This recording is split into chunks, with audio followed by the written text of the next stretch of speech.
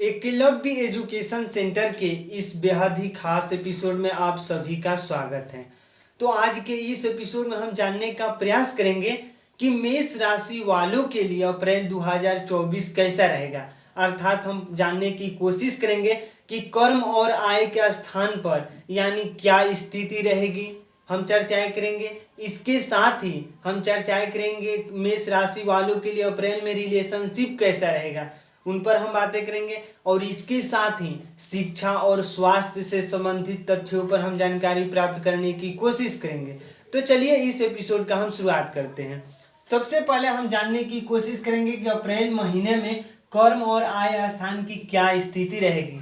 तो सबसे पहले बता दें कि कर्म और आय स्थान दोनों भावों के स्वामी आपके लिए शनि बनते हैं। यानी मेष राशि वालों के लिए कर्म और आय स्थानों के लिए जो स्वामी बनते हैं शनि बनते हैं, यानी शनि देव बनते हैं आपके स्वामी। और इसके साथ ही शनि आपके लिए शुभ गोचर में है, यानी यह बेहद ही खुशी की बात है कि अप्रैल 2024 में मेष राशि वालों के लिए जो शनि है शुभ गोचर में है। इसके साथ ही शनि मंदगामी ग्रह है, परिणाम थोड़े धीरे आ सकते हैं। यानी शनि जो है, शनि देव थोड़े मंदगामी ग्रह है, यानी शनि थोड़े मंदगामी मतलब मंद गति से चलते हैं, इसलिए परिणाम की जो स्थिति है थोड़े धीरे से आ सकता है, यानी थोड़े देर से आ सकता है। तो इस तरह से इसमें घबराने की कोई जरूरत नहीं है।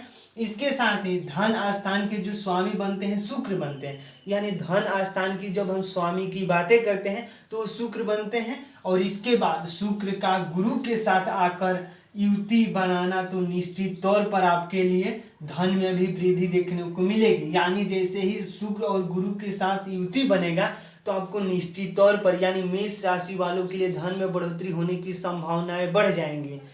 इसके साथ ही जब हम आगे बातें करते हैं तो कोई बहुत ज़्यादा दिक्कत नहीं आएगी, यानी अप्रैल 2024 में मेष राशि वालों के लिए कोई ज़्यादा दिक्कत आने वाली नहीं है। इस तरह से आप खुशी हो सकते हैं कि अप्रैल 2024 आपके लिए अच्छा होगा।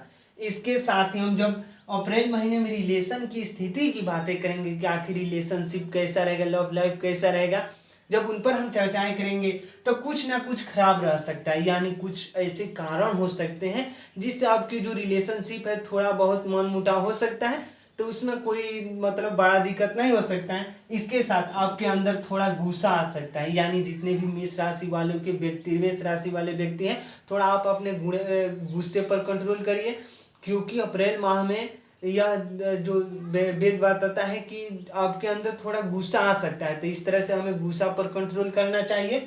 और इसके साथ ही यानी जिसके कारण कुछ परेशानी हो सकते हैं, यानी आपके गुस्से के कारण ही कुछ परेशानियां उत्पन्न हो सकती है, तो इसलिए इस बात को बेहद ही ध्यान से सुनिएगा।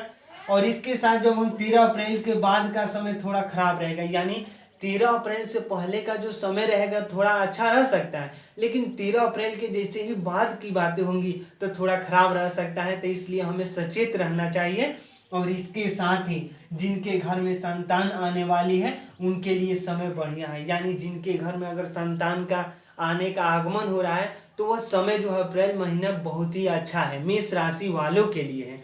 इसके साथ ही थोड़ा बहुत परेशानी का सामना करना पड़ सकता है, यानी अप्रैल माह में रिलेशनशिप के अंतर्गत में यानी रिलेशन के अंतर्गत में थोड़ा सा परेशानी का सामना करना पड़ सकता है।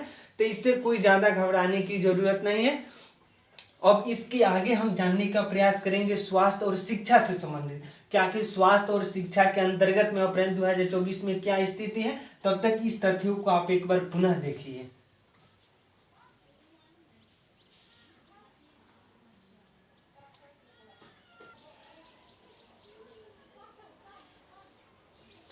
अब हम जानेंगे कि अप्रैल महीने में सेहत की स्थिति कैसे रहेगी, और इसके साथ ही हम अप्रैल महीने में शिक्षा की स्थिति कैसे रहेगी उन पर चर्चाएं करेंगे। तो चलिए देखते हैं कि आखिर अप्रैल महीने में सेहत की स्थिति क्या रहने वाली है मेष राशि वालों के लिए। अर्थात सेहत के लिए लिहाज से समय ठीक रहेगा, यानी अप्रैल जो महीना है यानी अप्रैल 2024 के अंतर्गत में आपका जो सेहत है वो अच्छा रहने की संभावनाएं हैं।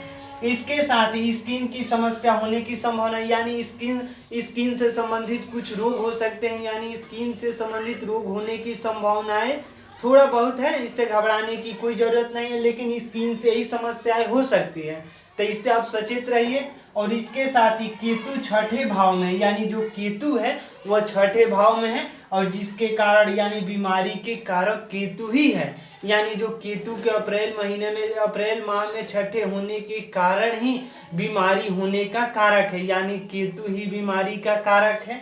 इसके साथ ही बहुत बड़ा रोग नहीं आएगा, यानी स्किन से संबंधित ही कुछ रोग हो सकते हैं अथवा नहीं भी हो सकते हैं, संभावनाएं हैं, लेकिन कुछ बड़ा रोग नहीं हो सकता, यानी बड़े लेवल पर जो रोग होते हैं वो रोग होने की संभावनाएं नहीं है।